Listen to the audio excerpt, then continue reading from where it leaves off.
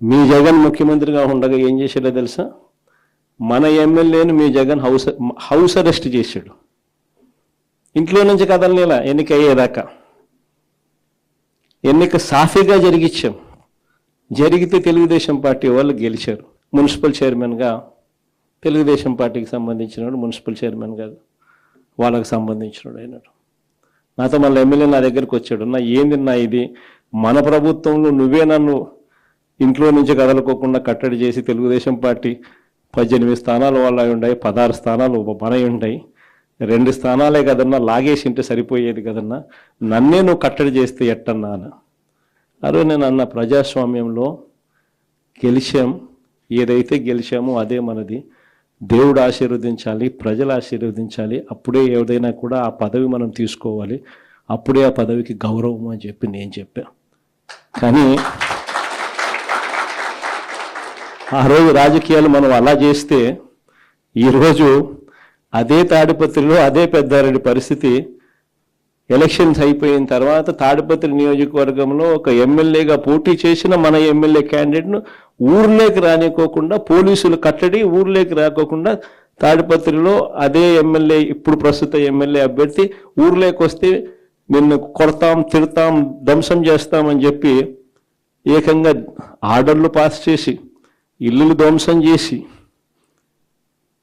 మన కార్యకర్తలను ఇబ్బంది పెడతా ఉన్న పరిస్థితులు చూస్తూ ఉన్నప్పుడు నిజంగా రాజకీయాలు మనం చేసినది, చంద్రబాబు నాయుడు చేసినది, మనం ఈ పక్క ఉంటే అది ఆ పక్క ఉంది.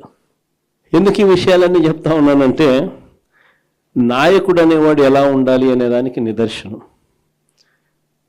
మన ఎంపీటీసీలు ఎవరైతే ఇవాళ తెగువ చూపుతా ఉన్నారో, విలువలకు విశ్వసనీయతకు గట్టిగా నిలబడి, మేము ఎంపీటీసీలమైనా జెడ్పీటీసీలమైనా కౌన్సిలర్లమైనా, అయ్యా చంద్రబాబు నీకన్నా పోలిస్తే మేము చాలా చిన్న పదవుల్లో ఉన్న వాళ్ళము, అయినా కూడా మాకు విలువలు ఉన్నాయి, విశ్వసనీయత ఉంది, రాజకీయాలకు అర్థం మేము చెప్తా ఉన్నాం, నిన్ను చూస్తే రాజకీయాలే సిగ్గుతో తలంచుకోవాల్సిన పరిస్థితిలో ఉన్నాయి, నువ్వు ముఖ్యమంత్రి స్థానంలో కూర్చున్నావు, తల దించుకో అయ్యా చంద్రబాబు అని చెప్పి ఇక్కడి నుంచి మన వాళ్ళు సంకేతం ఇస్తా ఉన్నారు చంద్రబాబు నాయుడు గారు. ఎన్ని కష్టాలున్నా కూడా చిక్కటి చిరునవ్వుతోనే ఉన్నాం.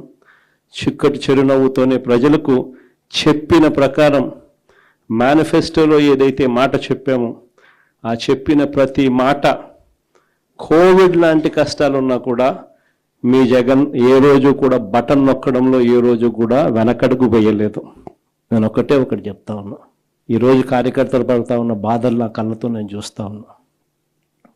కేవలం వైఎస్ఆర్ కాంగ్రెస్ పార్టీని ప్రేమించినందుకు, కేవలం జగన్ను సొంత కుటుంబ సభ్యుడిగా ఆప్యాయంగా ఆదరించినందుకు ఈరోజు వైఎస్ఆర్సీపీ కార్యకర్తలకు ఏదైతే ఇబ్బందులు పడతా ఉన్నారో ఆ బాధలు, ఆ కష్టాలు స్వయంగా నేను చూశా కాబట్టి ఈరోజు చెప్తా ఉన్నా. ఇక నెక్స్ట్ వచ్చే జగన్ 2.0లో మాత్రం పరిస్థితి ఉండదని చెప్తాను. మొట్టమొదటి పీఠం కార్యకర్తకే వేస్తా, ఈ మాత్రం ఖచ్చితంగా చెప్తాను.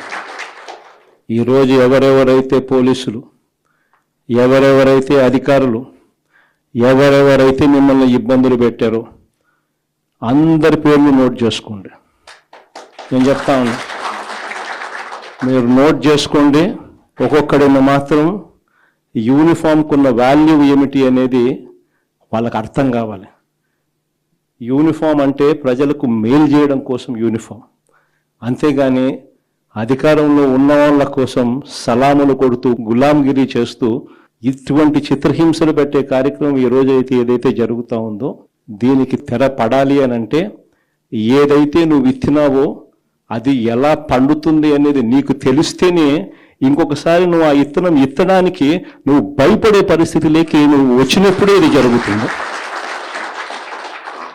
కాబట్టి ఈసారి మాత్రం ఖచ్చితంగా మెసేజ్ ఖచ్చితంగా పోతుంది. ఎవడెవడైతే అధికారి, ఎవడెవడైతే వైఎస్ఆర్సీపీ కార్యకర్తను ఎవడెవడైతే ఇబ్బంది పెట్టాడో వాళ్ళందరినీ కూడా చూస్తూ ఊరుకోము. చట్టం ముందు దోషులుగా నిలబెడతాము. ఒకవేళ వాళ్ళు రిటైర్ అయిపోయి వెళ్ళిపోయినా, లేకపోతే వాళ్ళు దేశం విడిచిపెట్టిపోయినా కూడా ఎవరిని వదిలిపెట్టం. సప్త సముద్రాలు అవుతున్నా కూడా అందరినీ కూడా పిలిపించే కార్యక్రమం చేస్తాం. పిలిపించిన తర్వాత సినిమా మామూలుగా ఉండదు. సినిమా మాత్రం